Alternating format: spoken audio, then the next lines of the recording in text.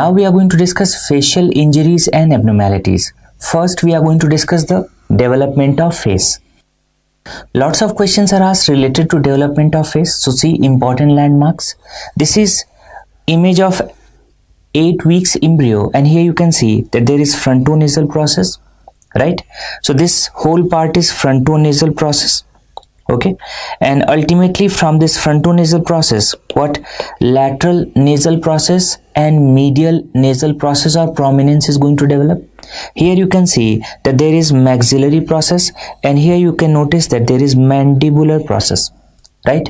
So what is going to develop from frontonasal process? So here you can see that forehead.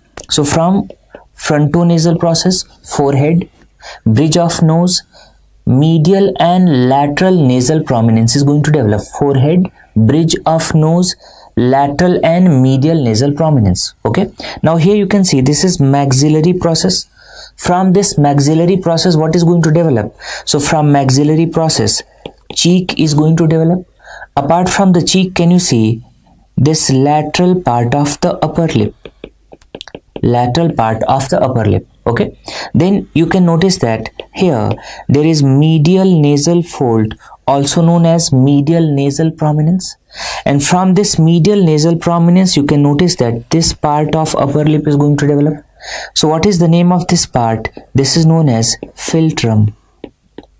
Okay, so philtrum is going to develop from medial nasal process or prominence. Second, tip of nose and what? Crest of nose. So tip of nose and this part, that's known as crest. So from medial nasal process, philtrum of upper lip, tip of nose, crest of nose. From lateral nasal process, you can see here lateral nasal fold or lateral nasal process. So this part of nose, and this is known as what? Ala. Clear? So ala of nose, this part is going to develop from lateral nasal process. And if you see this whole lower lip, it is going to develop from what? Mandibular process. So this lower lip is going to develop from mandibular process. So this is the development of face. Let us revise it quickly. So we discussed that from frontonasal process, forehead, bridge of nose, medial and lateral nasal processes or prominence is going to develop. From maxillary process, cheeks and the lateral part of upper lip is going to develop. And from medial nasal process, this philtrum of upper lip, crest, this is the crest, and tip of nose is going to develop. From the lateral nasal process, ala of nose is going to develop, and from mandibular process, this whole lower lip is going to develop. So if we see the development of lower lip, it's very easy to remember. See, so we discussed that this is the philtrum. It develops from medial nasal process. Lateral part of upper lip is going to develop from maxillary process. Clear? And the lower lip, you can see here that lower lip, it's going to develop from mandibular process. Clear? Mandibular process. Okay, so these are the important points related to development of face, development of lip. Now see the development of palate. So see how the palate is going to develop. Development of palate. So palate is going to develop from primary palate and secondary palate. Okay, what is the secondary palate? Here you can see this is the maxillary process. Clear? Or maxillary prominence. So you will notice that from maxillary prominence there is medial outgrowth, and these medial outgrowths are known as palatine shelves. So what's the name? This is known as palatal or palatine shelves. Clear? So in the second image you can see what happens, that these palatal shelves, these are going to grow, elevate and fuse together, and when it is going to fuse together, it is going to fuse with this primary palate at a foramen, and this is known as incisive foramen. So what happens? There is development of primary palate and then secondary palate. So how this secondary palate develops? It is from palatine shelves, that is the medial outgrowth of maxillary prominence. Okay, so here you can see this is primary palate and this is secondary palate. Both of these are going to join at a place. So this foramen is known as incisive foramen. Okay, now see, in primary palate and in anterior part of secondary palate, what happens? Bone develops. Bone develops in primary palate and anterior part of secondary palate, and this leads to the formation of hard palate. In the posterior part of secondary palate, there is no bone. So here you can see this is the posterior part of secondary palate. Here there is no development of bone, and from this posterior part you can notice that this is the soft palate and this is the uvula. Clear? So let's revise. We discussed that primary palate, primary and secondary palate, these are going to fuse together at incisive foramen, and this leads to formation of definitive palate. This is the definitive palate. Simple. Now how hard and soft palate develops? So important point, that bone develops where?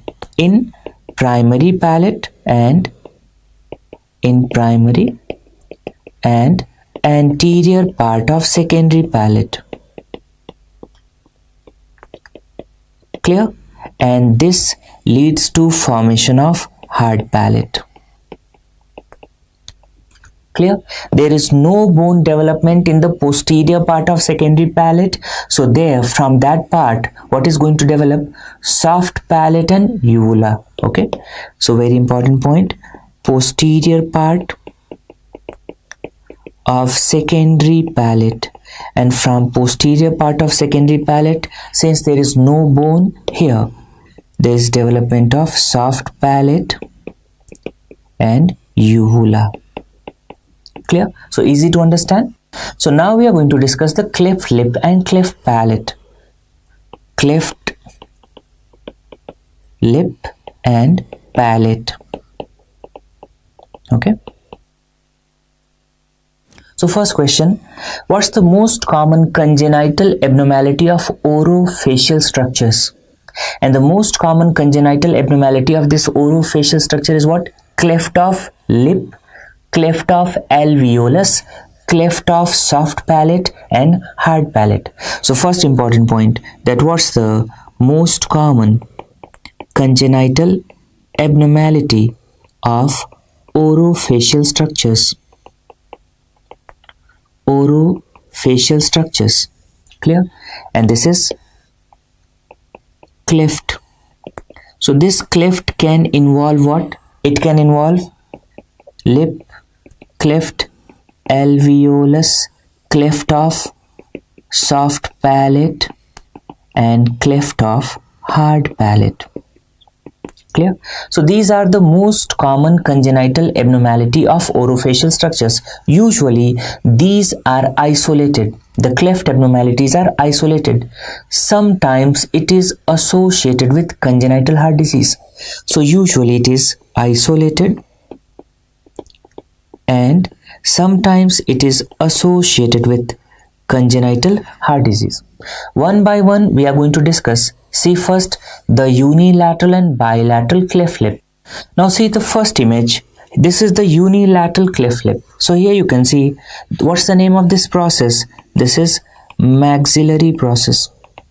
Okay, we discussed that from maxillary process the lateral part of upper lip is going to develop. Now see what's the name of this process? This is the medial nasal process from which this philtrum is going to develop. So this is medial nasal process. So what's the problem in unilateral cleft lip? That this maxillary process is not going to fuse with this medial nasal process. Okay, second problem, see here it is bilateral cleft lip. So here also you can notice that this is maxillary process. Clear? And this maxillary process, it is not going to fuse with what? This frontonasal process. So this is the problem in bilateral cleft lip. So one by one we are going to discuss. In unilateral cleft lip, there is non-fusion of maxillary process. There is non-fusion of maxillary process and medial nasal process. Okay, and in bilateral cleft lip there is non-fusion of, here there is non-fusion of obviously maxillary process and frontonasal process. Can you see bilaterally it is not able to fuse with maxillary process, so that's frontonasal process.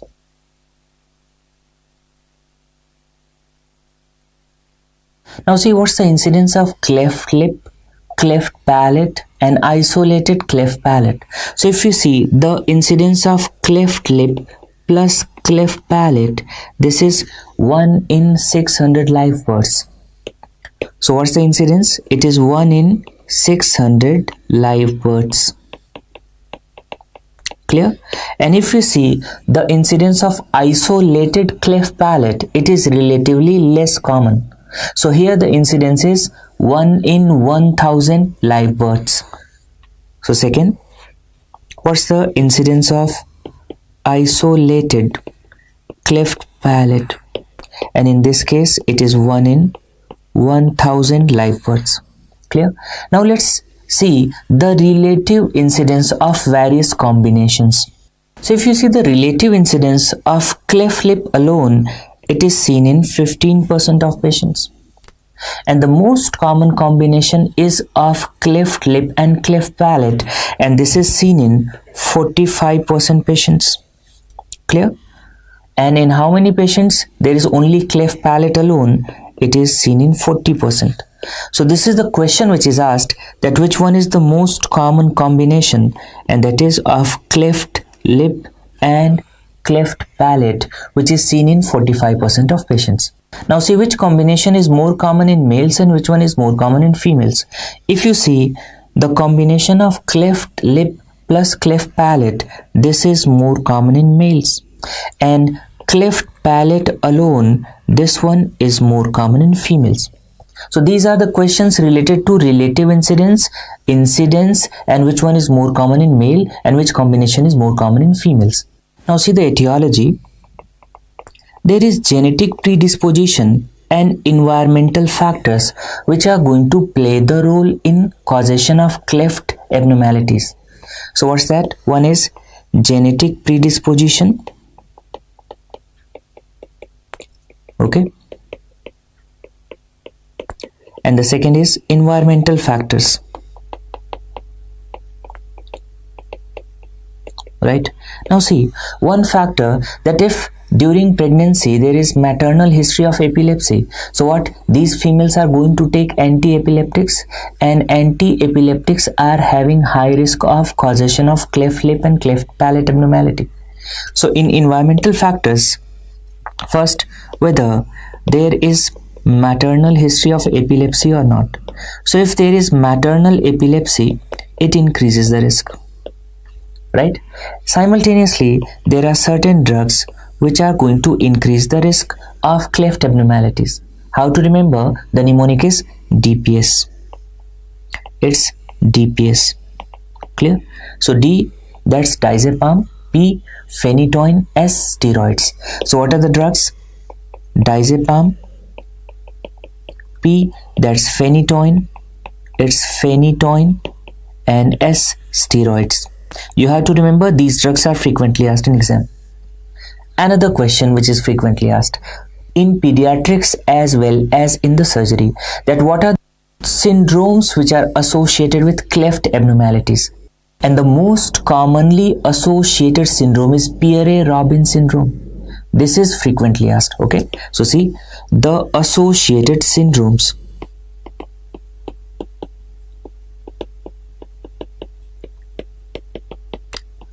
Associated syndromes with cleft abnormalities. You have to remember it is frequently asked. Most commonly, this is Pierre-Robin syndrome. Pierre-Robin syndrome. This is most commonly associated, right? There is, so apart from Pierre-Robin syndrome, what are the other syndromes which are associated? And that list include Stickler syndrome, Spritzen syndrome, Apert syndrome, Down syndrome, and Treacher-Collins syndrome. Clear? How to remember? The mnemonic is SAD teachers. So how to remember? SAD teachers. Okay, you have to remember this one, Pierre-Robin syndrome, because this is the most common syndrome associated with cleft abnormalities. Clear? For rest, you have to remember it with mnemonic SAD teachers. S means Stickler and Spridgen syndrome, A means Apert syndrome, D means Down syndrome, and teachers means Treacher-Collins syndrome. Now, what are the problems related to cleft abnormality? So there are two problems in newborns or infants. What? One is related to feeding and the second is related to breathing. Now, why there is difficulty related to feeding? Imagine if a patient is having cleft palate, and in cleft palate, what's the problem? The nasal cavity is going to communicate with oral cavity. So during feeding, like breastfeeding, what? The suction should be created. But what is the problem? Since the nasal cavity is going to communicate with oral cavity, there is no suction. So that's why there is feeding difficulty. Second, what happens? During feeding, there is increased risk of regurgitation. So what are the two main problems in such patients who are having cleft lip and cleft palate? First, there is feeding difficulty.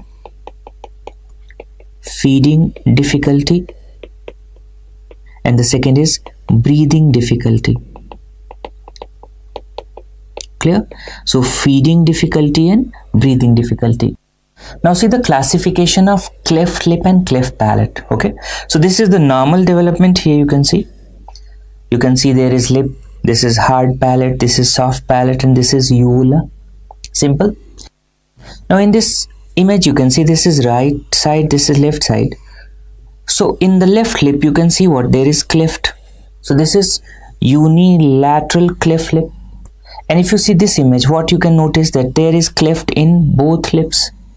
Clear? Means it is on both sides. So this is bilateral cleft lip. Here you can see that there is cleft of uvula only. Can you see here? So this is the cleft. So in this image you can notice that there is cleft of uvula. Otherwise lip, soft palate, hard palate is normal. In this image you can notice that this is the palate. So here you can notice that there is cleft of palate, and this is on one side. Which side? Left side. So this is unilateral cleft palate. And if you see this image here, you can see this is nasal septum. Clear? And there is both left and right. Cleft is present on both sides. So this is what kind of cleft? It is bilateral cleft palate. Now you see this image here. In the left lip there is cleft, and if you see there is cleft in the anterior palate on the left side. So this is what? Unilateral cleft lip and anterior palate. And if you see this image here, there is cleft of left lip. Simultaneously the cleft is going to involve the full palate, both hard and soft palate. So this is unilateral cleft lip and cleft of full palate. And see this image here, you can notice that there is cleft of bilateral lip and simultaneously there is bilateral cleft palate.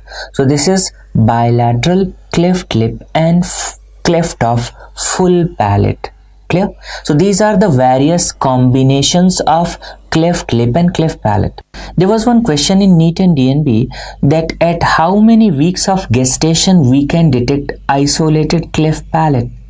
So we can detect or diagnose isolated cleft palate at 18 weeks of gestation. Very important question. Isolated cleft palate, it can be detected at 18 weeks of gestation. You have to remember. This was asked. So isolated cleft palate can be detected at 18 weeks of gestation. So how we are going to manage the patients of cleft lip and cleft palate? We have to go for surgery, and by surgery we have to restore the normal anatomy. During surgery we have to follow certain principles. So what are the principles we are going to follow during surgery? Have a look. Now see what are the principles which you follow during cleft lip surgery. Cleft lip surgery. What are the principles which we follow during cleft palate palate surgery and during two-stage procedure. Two-stage procedure. It's very easy to understand. So in cleft lip surgery, surgery attaches and reconnects the muscles around the oral sphincter. So this is the principle we follow, that by surgery we are going to reconnect the muscle around the oral sphincter. We discussed what was the problem in cleft palate, that there is communication of nasal cavity and oral cavity. So first we had to produce the anatomical closure of the defect, so that we are going to create an apparatus for the production and development of speech. Second, by the surgery of cleft palate, we are going to minimize the maxillary growth differences and dento-alveolar deformities. That's why it should be done at a proper age, and we will discuss the timing also. In certain cases, we go for two-stage procedure. Why? Because if we are going for one-stage procedure, extensive dissection has to be performed. So to minimize the dissection, two-stage procedure is done. Now, why we go for two-stage procedure? Let's discuss with one example. Imagine a patient who is having cleft lip plus cleft of hard palate and soft palate. So in this case, we are going to repair the soft tissues together. So we are going to repair cleft lip and cleft of soft palate, generally at the age of 5 to 6 months, and hard palate should be repaired at the age of 15 to 18 months. So how many procedure or how many stages? Two procedures are done. So why we perform two procedures? It's done to minimize the dissection. So it's done to minimize the dissection. Clear? So these are the principles. These are the principles which we follow during surgery.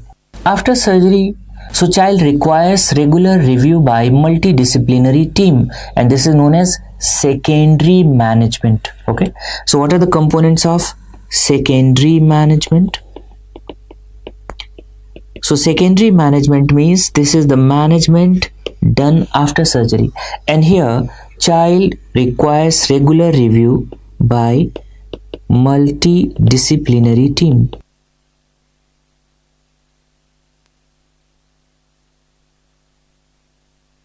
So this is review for hearing, it's for speech, it's for dental development and facial growth. Clear? So this review should be for hearing, it's for speech, for dental development and facial growth. Dental development and facial growth. Okay. After that, questions are asked that what are the names of procedures which are done for cleft lip and cleft palate. So what are the surgical procedures which are done?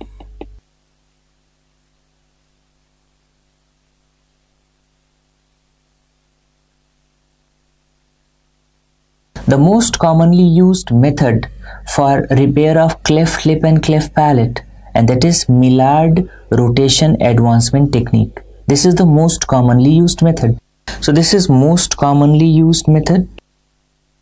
Apart from Millard rotation advancement technique, Lee Musarius, the other techniques are Lee Musarius, Tennyson, Rendall and Thompson. You have to remember all these because this is frequently asked in PGI Chandigarh. Sometimes the questions are also asked in NEET and DNB. So most commonly used is Millard rotation advancement technique, and the other techniques are Lee Musarius, Tennyson, Rendall and Thompson. Now related to timing of repair, we follow one important principle, and it is very easy to remember. You can crack any question on the basis of this principle. See, whenever we are going to repair soft tissue, soft tissues can be repaired together. It means if the patient is having cleft lip plus cleft palate, we can go for repair of cleft lip and cleft of soft palate together. If patient is having unilateral abnormality, it can be done at the age of 5 to 6 months, and if the patient is having bilateral abnormality, it can be done at the age of 4 to 5 months. If patient is having cleft palate, right, cleft palate means involvement of both hard and soft palate. If it's there, then obviously cleft soft palate should be repaired at the what age? 6 months, and hard palate is repaired at 15 to 18 months. So what you have to remember broadly, that soft tissues are usually repaired around 6 months and hard tissues are repaired at 15 to 18 months. Soft tissues can be repaired together. Means if patient is having cleft lip plus cleft of soft palate, it can be done together. If it's unilateral, relatively it is done later at the age of 5 to 6 months, and if it is bilateral, relatively it's done a bit earlier at the age of 4 to 5 months. So we are going to follow this principle and we are going to discuss the timing of repair. So see the timing of repair. Timing of repair. First situation, that this patient is having cleft lip alone, only cleft lip is there, and if it is unilateral, we discussed at what age we have to perform the repair? 5 to 6 months. Clear? And we discussed that if it's bilateral, it's done relatively earlier, so at what age? 4 to 5 months. Now see, cleft palate alone. There are various combinations. First see, the patient is having cleft of soft palate only. If there is cleft of soft palate only, here one surgery is sufficient. So one operation is sufficient, and at what age this repair is done? 6 months. So if there is cleft of soft palate only, the repair is done at 6 months. So obviously single operation and it's done at 6 months. Imagine if the patient is having cleft of hard palate only. So what's the age for hard palate? The timing of repair is 15 to 18 months. So if patient is having hard palate only, obviously single operation, and at what age it's done? 15 to 18 months. Clear? Second situation, imagine that patient is having cleft of both soft plus hard palate. So there is cleft of both soft and hard palate. So how many operations? One for soft tissue, one for hard tissue. So for soft tissue, obviously it is done at 6 months, and for hard palate it's done at 15 to 18 months. Simple. So how many operations? 2 operations are done. For soft palate it's done at 6 months. For hard palate it's done at 15 to 18 months. Now see the combination of cleft lip plus palate. If patient is having unilateral cleft lip plus palate, the cleft lip plus soft palate is done together, repaired together. So at what age? Here, lip plus soft palate, lip plus soft palate. Clear? It's done at 5 to 6 months. And hard palate 15 to 18 months. So hard palate, this is done at 15 to 18 months. So how many surgeries? If there is cleft lip plus palate, both 2 surgeries. One for lip and soft palate at 5 to 6 months, and second is for hard palate at 15 to 18 months. Imagine it's bilateral. So again 2 surgeries will be done. First for cleft lip plus soft palate, relatively earlier. Relatively earlier means what age? 4 to 5 months. Clear? And for hard palate, obviously for hard palate it is 15 to 18 months. Clear? This we are going to follow. And not only in NEET and DNB this timing of repair is asked, it is asked in AIIMS also frequently. Now see, this is the diagrammatic classification of cleft lip and cleft palate. What's the name of this classification? This is known as LaSalle system of classification. So what's the name? This is LaSalle system of classification for cleft lip and cleft palate. Okay, it is very easy to understand. Why we are discussing? Because this question was asked in NEET PG. See, this is right lip, this is right alveolus. Okay, right lip, right alveolus. This is hard palate, and then posteriorly there is soft palate, and this is left alveolus, and this is left lip. Clear? Now, how we are going to designate the cleft lip and cleft palate abnormality? Now, imagine a patient is having right cleft lip and it is complete cleft. So, how you are going to designate it? With capital letter. So, for complete cleft, we are using capital letter. For incomplete cleft, we use small letter. Okay, and if there is no cleft, we are using what? This is dot. Let's discuss with example. Imagine that patient is having complete cleft of left lip. Okay, so for that we are using what? Capital L. If a patient is having incomplete cleft of left or right lip, small l, and if there is no abnormality, it is dot, right? So see the interpretation and how we are going to write. Suppose in the exam a question is asked that the patient is having this kind of cleft combination.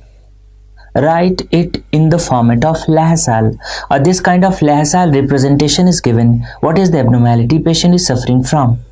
So see how you understand. First you have to write Lahassal. Okay, it means what? L means right lip, right alveolus, this is hard palate, this is soft palate, this is left alveolus, left lip. Now imagine these are the combinations which are asked. That write down these combinations in the format of Lahassal. So if the patient is having bilateral cleft lip and cleft palate, bilateral cleft lip and cleft palate, so it's complete. And if it's bilateral, there is cleft lip, cleft palate, it means there is involvement of alveolus also. So how you have to write? Obviously it's Lahassal.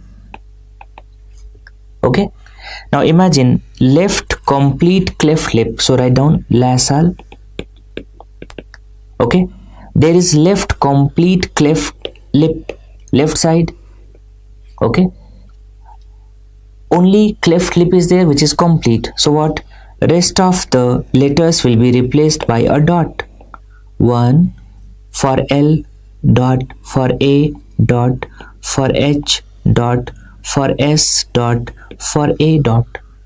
So what? Finally it is 1, 2, 3, 4, 5 L. 5 dots and capital L because there is complete cleft lip on the left side. See, right cleft lip plus alveolus. Okay, it's complete defect. So again write what? Lahassal. It is on right side. Clear? Lip and alveolus. So rest 4 will be replaced by dots. 1, 2, 3, 4. Clear? So it is finally it is what? L, capital A, and then 4 dots. Incomplete hard palate, complete soft palate. Clear? Okay, so write down Lahassal first. Clear? There is no abnormality of lip and alveolus. So what? Lip and alveolus is replaced by dots. So 2 dots here, 2 dots here. Okay, there is incomplete hard palate. So here obviously there is small h and there is complete soft palate. So it's capital S. So the finally it's like this. So what? The designation is 2 dots, 1 dot for right lip, 1 dot for right alveolus. Hard palate is incomplete, so there is small h. Soft palate is having complete cleft, so there is capital S, and the 2 dots for left alveolus and left lip. So this is how we interpret Lahassal and how we write Lahassal. It's very, very important. It was asked once in NEET and chances are that it will be repeated. Now we are going to discuss mandibular fracture. So what is the weakest part of mandible? And the weakest part of mandible is this condylar neck. This condylar neck is the weakest part. And if it's the weakest part, most common site of mandibular fracture is what? Condylar neck. So this is the condylar neck fracture, which is the most common type. Clear? So see the relative distribution. It is responsible for 30% of mandibular fractures. This is most common. And if you see, least common is the fracture of coronoid process, only responsible for 2% of cases. So most common mandibular fracture is the condylar neck. Least common mandibular fracture is the fracture of coronoid process. If you see the relative distribution, ramus in 3% cases, angle of mandible is fractured in 25% cases, body in 25% cases, and parasymphyseal or mental, it is responsible for 15% cases. So this is the distribution. Now see, the fracture can occur at the site of blow, or sometimes the force is transmitted to a distant site. From the site of blow, force is transmitted to a distant site. If force is transmitted to a distant site and fracture occurs, this is known as guardsman fracture. And sometimes the segment of mandible is detached in the canine region. So if in this canine region the segment of mandible is detached, this is known as what? Butterfly fracture. So see, what are the two named fractures in relation to mandible? One is guardsman fracture. Here force from the site of blow is transmitted to a distant site, and this is responsible for fracture. And in butterfly fracture, the segment of mandible is detached from rest of the mandible in canine region. So for diagnosis, which view is preferred? Either we go for panoramic view, that's known as panorex, or we go for Townes view. Okay, so on X-ray, either we go for panoramic view, that's also known as panorex, or we go for Townes view. Clear? So these are the preferred views on the X-ray for the diagnosis of mandibular fracture. What is the foundation of mandibular fracture management? It is the interdental fixation. Now see the management of mandibular fracture. Now see how we manage the mandibular fracture. So it's the restoration of dental occlusion. Restoration of dental occlusion is the foundation of mandibular fracture management. And how we restore the dental occlusion? We have to perform the intermaxillary fixation. So even before exposure of fracture, generally first we go for intermaxillary fixation, then we expose the fracture, and then we go for the plating, right? So important points related to management. First, the foundation is restoration of dental occlusion. Restoration of dental occlusion, this is the foundation of mandibular fracture management. Is the foundation. Clear? First principle, how it's done? We have to perform intermaxillary fixation. So in this image you can see that what? Restoration of dental occlusion is done by intermaxillary fixation. So this is done first. After this, we have to expose the fracture. So we have to expose the fracture. Okay, and then here you can notice that plating is done, right? So followed by what? Plating. And then we go for plating, right? So generally this is how we are going to manage the mandibular fracture. See, if the patient is having condylar or subcondylar fracture, for such fractures only intermaxillary fixation is sufficient. So intermaxillary fixation, this is sufficient for condylar and subcondylar fracture. So for condylar and subcondylar fractures, only intermaxillary fixation is sufficient. So we discussed that foundation is what? Restoration of dental occlusion, and it's done by intermaxillary fixation. Now see, what is the most commonly fractured bone in the middle third of face? So the most commonly fractured bone in the middle third of face is nose, followed by zygomatic bone.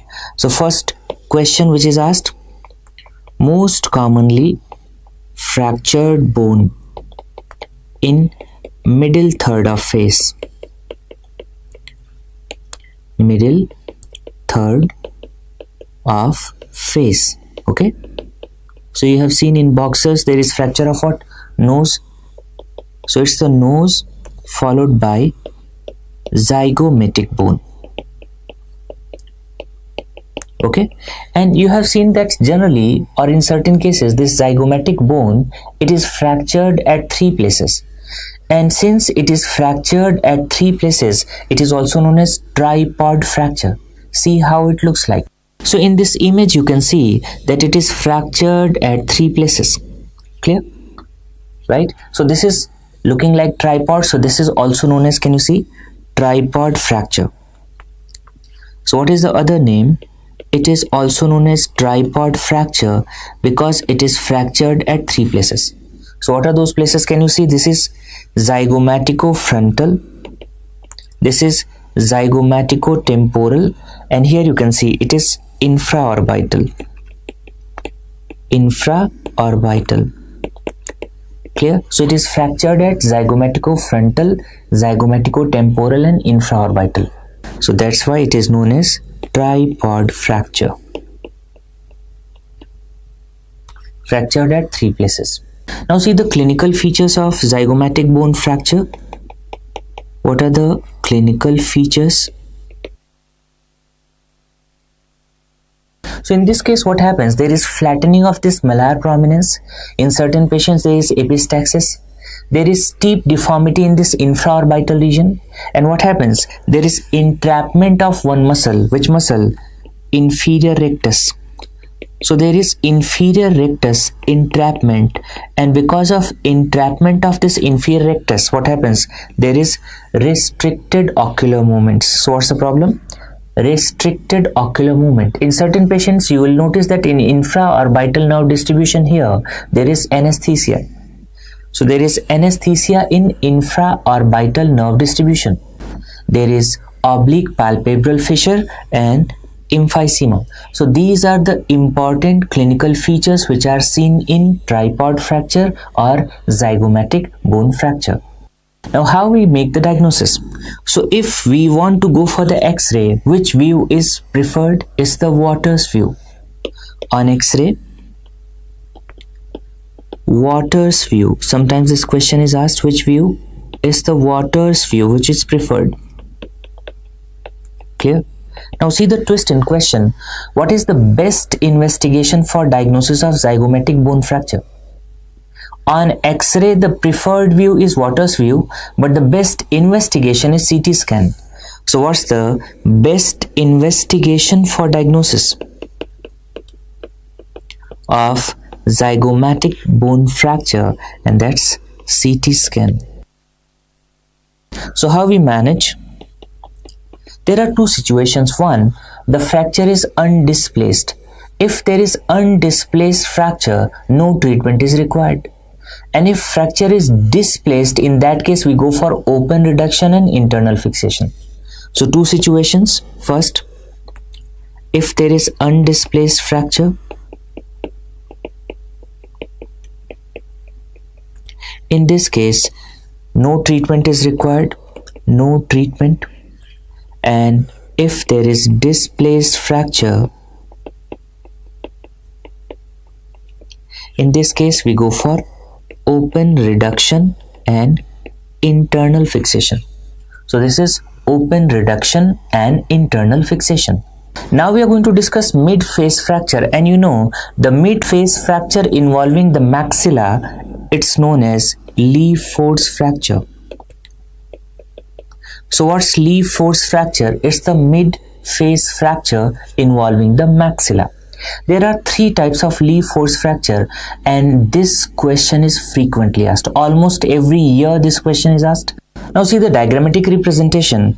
Lee Fort 1. Here you can see the fracture line runs above and parallel to palate. And what you can notice here, that alveolar process and palate, it is separated from facial skeleton. So this is Lee Fort 1. Now see the Lee Fort 2. Lee Fort 2, it's having pyramidal shape. Can you see? The Lee Fort 2 is having pyramidal shape. So if you notice, the fracture line passes from root of nose, then there is involvement of lacrimal bone, then floor of orbit, then upper part of maxilla, and it reaches to pterygoid plate.